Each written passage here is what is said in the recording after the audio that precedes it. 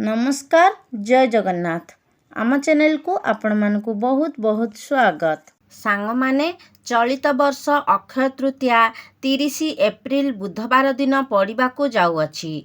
तेबे एही पवित्र अक्षय तृतीया दिन आपण किछि करंतु किंबा न करंतु, किंतु एही सबुज दुब घासर उपाय निश्चित भावरे करि नियंतु, कारण अक्षय तृतीयाटी बुधवार दिन पड़ुअछि। आमर हिंदू धर्म रे अक्षय तृतीया को अक्षय फलदायी बोली कहा जाइथाए एवं बहुत ही शुभ माना जाइथाए। तो अक्षय तृतीयार पर्वटी प्रत्येक वर्ष बैशाख मासर शुक्ल पक्ष तृतीया तिथि रे पड़ी थाए। सांग माने अक्षय तृतीया दिन दान धर्म स्नान इत्यादिर बहुत अधिक महत्व रही थाए। अक्षय तृतीया दिन सुना रूपार गहना वस्तु इत्यादि किणाकिणी करिबा अत्यंत शुभ माना जाइथाए।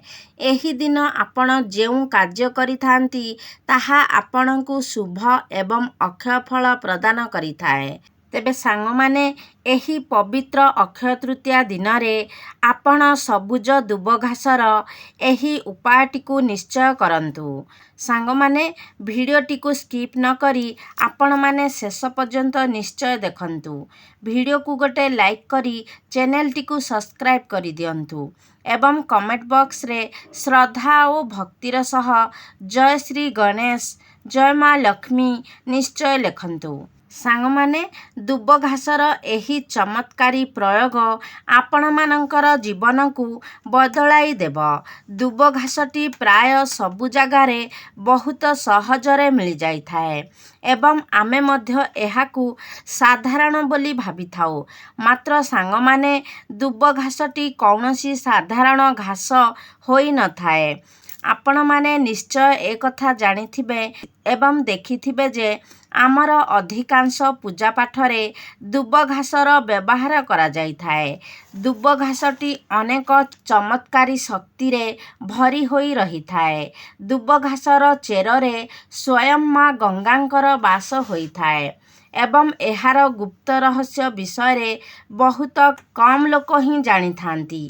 एही दुब घासटी माँ दुर्गा तथा भगवान गणेशंकु चढ़ा जाइथाए एवं एहाकू चढ़ाइबा द्वारा माँ दुर्गा एवं प्रभु गणेश अत्यंत प्रसन्न होइथांती एवं प्राचीन शास्त्र रे एहार अगणित चमत्कारी लाभ विषय मध्य वर्णना करा जाइछि। तेबे से सबु मध्यरु आजि मु आपण मानकु दुब घासर किछि आयुर्वेदिक किछि तांत्रिक एवं किछि धार्मिक प्रयोग विषय रे कहिबाकू जाउछि। ए सबु विषय रे जानिबा पई आपण माने वीडियो को स्किप न करी शेष पर्यंत निश्चय देखंतु। सांग माने एही जो दुब घास रही थाए ताहा आमर भारत वर्ष रे बहुत सहजरे मिल जाई थाए।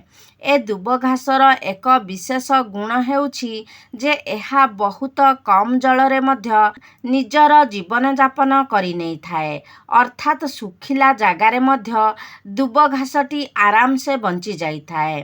तेबे सांग माने आमे माने सर्वप्रथमे एहार आयुर्वेदिक प्रयोग विषय रे जानिबा। सांग माने दुब घास द्वारा आपण माने निज जीवनर अनेक गुड़िए समस्या को दूर करि पारिबे। सांग माने जेउ माने साधक होई थांती जंगल रे रही साधना करि थांती से माने मध्य दुब घासर प्रयोग करि थांती। तेबे सांग माने जेउ माने साधना करि थांती से माने मास मास वर्ष वर्ष धरी साधना करि थांती एवं साधना करिबा समय रे से माने कौनसी भी खाद्य किंबा जल ग्रहण करि न थांती। तो सेमानंकु अधिक समय पर्यंत भोक एवं शोष न लागिबा पई सेमाने एही दुब रसर प्रयोग करि थांती, कारण दुब घासर रस पीवा द्वारा 21 दिन पर्यंत भोक लगी न थाए एवं 21 दिन पर्यंत सेमाने निजर साधना को बहुत सहजरे ही संपन्न करि पारि थांती। एहा परे दुब घास आपणकर शरीरर तापमात्रा को मध्य कम करि थाए। ଶରୀରକୁ ଥଣ୍ଡା ରଖିଥାଏ। ଖରା ଦିନରେ ଆମ ଶରୀରରେ ଗରମ ବଢ଼ିଯାଇଥାଏ ଏବଂ ଆମକୁ ବହୁତ ଗରମ ମଧ୍ୟ ଅନୁଭୂତ ହୋଇଥାଏ ଏବଂ ଏହି ଅତ୍ୟଧିକ ଗରମ ଆମର ଚିନ୍ତାର କାରଣ ମଧ୍ୟ ପାଲଟି ଯାଇଥାଏ। ତେବେ ଏପରି ପରିସ୍ଥିତିରେ ଦୁବ ଘାସ ଆମକୁ ଅନେକ ଚମତ୍କାରୀ ଫାଇଦା ଦେଇଥାଏ।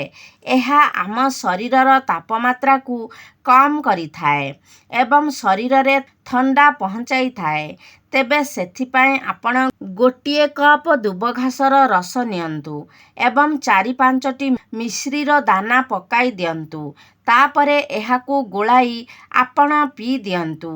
ଅଧଘଣ୍ଟା ଭିତରେ ହିଁ ଆପଣ ନିଜ ଶରୀରରେ ଥଣ୍ଡା ଅନୁଭବ କରିପାରିବେ। ବନସ୍ପତି ଶାସ୍ତ୍ରରେ ଦୁବ ଘାସ ବିଷୟରେ ସ୍ପଷ୍ଟ ଉଲ୍ଲେଖ କରାଯାଇଛି ଯେ ପ୍ରତିଦିନ ଆପଣ ଯଦି ଏହାର 1 କପ୍ ରସକୁ ଲଗାତାର 2 ସପ୍ତାହ ପର୍ଯ୍ୟନ୍ତ ପିଅନ୍ତି ତେବେ ଅର୍ଶ ଏବଂ ଭଗନ୍ଧର ଭଳି ସମସ୍ୟା ଦୂର ହୋଇଯାଇଥାଏ ଏବଂ ଯଦି ଆପଣଙ୍କର ରକ୍ତ ସମ୍ବନ୍ଧିତ ସମସ୍ୟା ଥାଏ ତେବେ ତାହା ମଧ୍ୟ ଠିକ୍ ହୋଇଯାଇଥାଏ। ଏହା ବ୍ୟତୀତ ଏହା ଆପଣଙ୍କ ବୁଦ୍ଧିକୁ ମଧ୍ୟ ତୀକ୍ଷ୍ଣ କରିଥାଏ। ତେବେ ସାଙ୍ଗମାନେ, ଯଦି ଆପଣଙ୍କ ଘରେ ଛୋଟ ପିଲା ଅଛନ୍ତି ଏବଂ ତାଙ୍କର ପାଠ ମନେ ରହୁନାହିଁ, ପାଠ ପଢ଼ାରେ ତାଙ୍କର ମନ ଲାଗୁନାହିଁ ଏବଂ ଆପଣ ଚାହୁଁଛନ୍ତି ଯେ ସେ ଭଲ ପାଠ ପଢ଼ନ୍ତୁ, ତାଙ୍କର ପାଠ ଭଲ ଭାବରେ ମନେ ରହୁ ଏବଂ ତାଙ୍କର ସ୍ମରଣ ଶକ୍ତି ବଢ଼ିଯାଉ, ତେବେ ଆପଣ ଦୁବ ଘାସର ଅଧା କପ୍ ରସ ବାହାର କରନ୍ତୁ ଏବଂ ଆପଣଙ୍କର ପିଲାକୁ କେବଳ 7 ଦିନ ପର୍ଯ୍ୟନ୍ତ ପିଇବାକୁ ଦିଅନ୍ତୁ। ଦେଖିବେ ଆପଣଙ୍କ ପିଲାର ବୁଦ୍ଧି ପ୍ରଖର ହେବାକୁ ଲାଗିବ ଏବଂ ସ୍ମରଣ ଶକ୍ତି ମଧ୍ୟ ବୃଦ୍ଧି ହେବାକୁ ଲାଗିବ। ପ୍ରତିଦିନ ଏହାର ରସକୁ ପିଇବା ଦ୍ୱାରା ମନକୁ ଶାନ୍ତି ମିଳିଥାଏ। ଶ୍ୱାସ ଏବଂ BP ସମ୍ବନ୍ଧିତ ସମସ୍ୟାକୁ ମଧ୍ୟ ଏହା ଠିକ୍ କରିବାର କାର୍ଯ୍ୟ କରିଥାଏ। ତେବେ ଏହାର ଗୋଟିଏ କପ୍ ରସ ଆପଣ ଲଗାତାର 1 ମାସ ପର୍ଯ୍ୟନ୍ତ ପିଅନ୍ତୁ। ଆପଣଙ୍କର ଯଦି ଶ୍ୱାସ କିମ୍ବା BP ସମ୍ବନ୍ଧିତ ସମସ୍ୟା ଥାଏ ତେବେ ତାହା ଆପଣଙ୍କର ଠିକ୍ ହୋଇଯିବ। ଏବେ ଆସନ୍ତୁ ଜାଣିବା ଏହାର ଦିବ୍ୟ ଚମତ୍କାରୀ ପ୍ରୟୋଗ ବିଷୟରେ। ତେବେ ସାଙ୍ଗମାନେ, ସେଥିପାଇଁ ଭିଡ଼ିଓଟିକୁ ଶେଷ ପର୍ଯ୍ୟନ୍ତ ନିଶ୍ଚୟ ଦେଖନ୍ତୁ, କାରଣ ଅଧାଜ୍ଞାନ ସର୍ବଦା କ୍ଷତିକାରକ ହୋଇଥାଏ। ତେବେ ଭିଡ଼ିଓ ଶେଷରେ ମୁଁ ଆପଣଙ୍କୁ ଏହାର ଏକ ଗୁପ୍ତ ପ୍ରୟୋଗ ବିଷୟରେ ମଧ୍ୟ କହିବି, ଯାହା ଆପଣଙ୍କୁ ଧନବାନ ବନେଇବାରେ ସାହାଯ୍ୟ କରିବ।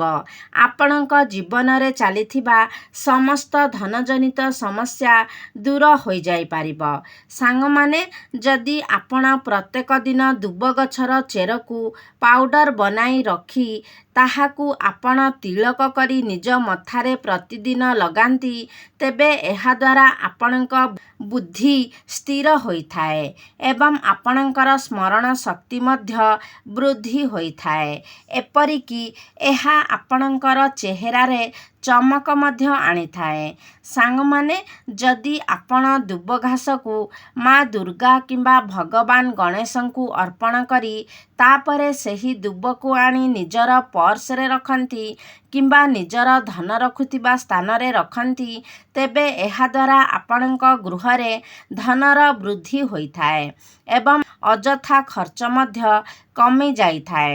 ଆପଣଙ୍କୁ ଆକସ୍ମିକ ଧନ ପ୍ରାପ୍ତି ହୋଇଥାଏ। ଆପଣଙ୍କ ଗୃହକୁ ଧନ ଆସିବାର ଅନେକ ଗୁଡ଼ିଏ ମାର୍ଗ ଖୋଲିଯାଇଥାଏ। ସାଙ୍ଗମାନେ, ଦୁବ ଘାସଟିକୁ ସାକ୍ଷାତ ମା ଦୁର୍ଗାଙ୍କର ସ୍ୱରୂପ ବୋଲି ମାନାଯାଇଥାଏ। ଏହା କୌଣସି ସାଧାରଣ ଘାସ ନୁହେଁ। ଏହାର ମୂଳରେ ସ୍ୱୟଂ ଗଙ୍ଗାମାତା ବାସ କରିଥାନ୍ତି। ସେଥିପାଇଁ ଦୁବ ଘାସକୁ ବହୁତ ପବିତ୍ର ବୋଲି ମାନାଯାଇଥାଏ। ଏହା ଯେଉଁ ସ୍ଥାନରେ ଥାଏ ସେହି ସ୍ଥାନକୁ ପବିତ୍ର ବନାଇ ଦେଇଥାଏ। ତେବେ ଏହା ଆପଣ ଭଗବାନଙ୍କୁ ଚଢ଼ାଇ ତାପରେ ନିଜ ପର୍ସରେ ନିଶ୍ଚୟ ରଖନ୍ତୁ। ଏହା ଆପଣଙ୍କର ଖର୍ଚ୍ଚକୁ ରୋକିବାର କାର୍ଯ୍ୟ କରିଥାଏ ଏବଂ ଆପଣଙ୍କ ଗୃହରେ ଧନର ବୃଦ୍ଧି କରିଥାଏ। ତେବେ ସାଙ୍ଗମାନେ, ଯଦି ଆପଣ ରବି ପୁଷ୍ୟ ନକ୍ଷତ୍ରରେ ଏହାର ଚେରକୁ ବାଟିକି ପିଅନ୍ତି ତେବେ ଏହା ଆପଣଙ୍କ ଶରୀରରେ ଥିବା ଦିବ୍ୟ ଶକ୍ତି ଗୁଡ଼ିକ ଜାଗ୍ରତ କରିଥାଏ। ନପୁରୁଷତାକୁ ଦୂର କରିବା ପାଇଁ ଏବଂ ସନ୍ତାନ ସୁଖ ପ୍ରାପ୍ତି କରିବା ପାଇଁ ମଧ୍ୟ ଏହାର ବ୍ୟବହାର କରାଯାଇଥାଏ। ସାଙ୍ଗମାନେ, ଯଦି ବାରମ୍ବାର ଗର୍ଭପାତ ହେଉଥାଏ ତେବେ ଆପଣ ପ୍ରତିଦିନ ଏହାର ଅଧା କପ୍ ରସରେ ମିଶ୍ରି ମିଶାଇ ପିଅନ୍ତୁ ଏବଂ ଆପଣଙ୍କ ପତ୍ନୀଙ୍କର ଅଣ୍ଟାରେ ଦୁବ ଘାସର 5ଟି ଚେର ବାନ୍ଧି ରଖନ୍ତୁ। ଏପରି କରିବା ଦ୍ୱାରା ଗର୍ଭପାତ ରୋକି ହୋଇଯାଇଥାଏ ଏବଂ ଆପଣଙ୍କୁ ସନ୍ତାନ ସୁଖ ପ୍ରାପ୍ତି ହୋଇଥାଏ। ନପୁରୁଷକତା ମଧ୍ୟ ଦୂର ହୋଇଥାଏ। ଏପରି ମଧ୍ୟ କୁହାଯାଇଥାଏ ଯେ ଯଦି ଆପଣ ସପ୍ତାହରେ 2 ଥର ମଧ୍ୟ ଏହାର ରସକୁ ପିଇଥାନ୍ତି ତେବେ ଏହା ଆପଣଙ୍କ ଶରୀରକୁ ଅନେକ ଗୁଡ଼ିଏ ରୋଗରୁ ରକ୍ଷା କରିଥାଏ ଏବଂ ବୁଢ଼ାପା ମଧ୍ୟ ଆପଣଙ୍କ ମଧ୍ୟରେ ଶୀଘ୍ର ଆସିନଥାଏ। ଆପଣ ଅଧିକ ଦିନ ପର୍ଯ୍ୟନ୍ତ ଯୁବାବସ୍ଥାରେ ରହିଥାନ୍ତି। ଆୟୁର୍ବେଦରେ ଏହାକୁ ଅମୃତ ସମାନ ମାନାଯାଇଥାଏ। ଆପଣମାନେ ପୁରୁଣା ସମୟର ଲୋକମାନଙ୍କୁ ନିଶ୍ଚୟ ଦେଖିଥିବେ, ଯେଉଁମାନେ କି 100 ବର୍ଷ ପର୍ଯ୍ୟନ୍ତ ନିରୋଗୀ ଏବଂ ସୁସ୍ଥ ଭାବରେ ବଞ୍ଚି ପାରୁଥିଲେ ଏବଂ 100 ବର୍ଷ ପର୍ଯ୍ୟନ୍ତ ମଧ୍ୟ ସେମାନଙ୍କ ମଧ୍ୟରେ ପାର୍ଥକ୍ୟ ଏତେ ଶୀଘ୍ର ଆସୁନଥିଲା, ଅର୍ଥାତ୍ ସେମାନେ ଅଧିକ ବୟସ ପର୍ଯ୍ୟନ୍ତ ସୁସ୍ଥ ଏବଂ ସୁନ୍ଦର ରହୁଥିଲେ। ଦୁବ ଘାସଟି କୌଣସି ସାଧାରଣ ଘାସ ନୁହେଁ, ଚମତ୍କାରୀ ଶକ୍ତିର ଭଣ୍ଡାର ଅଟେ। ତେବେ ସାଙ୍ଗମାନେ, ଆଶା କରୁଛି ଆଜିର ଭିଡ଼ିଓଟି ଆପଣମାନଙ୍କୁ ନିଶ୍ଚିତ ଭାବରେ ଭଲ ଲାଗିଥିବ। ଯଦି ଭଲ ଲାଗିଛି ତାହେଲେ ଲାଇକ୍ କରନ୍ତୁ, ସେୟାର କରନ୍ତୁ। ଆମ ଚ୍ୟାନେଲକୁ ଯଦି ସବସ୍କ୍ରାଇବ୍ କରିନାହାନ୍ତି ତାହେଲେ ସବସ୍କ୍ରାଇବ୍ କରିଦିଅନ୍ତୁ। ସର୍ବେ ଭବନ୍ତୁ ସୁଖିନଃ। ଧନ୍ୟବାଦ।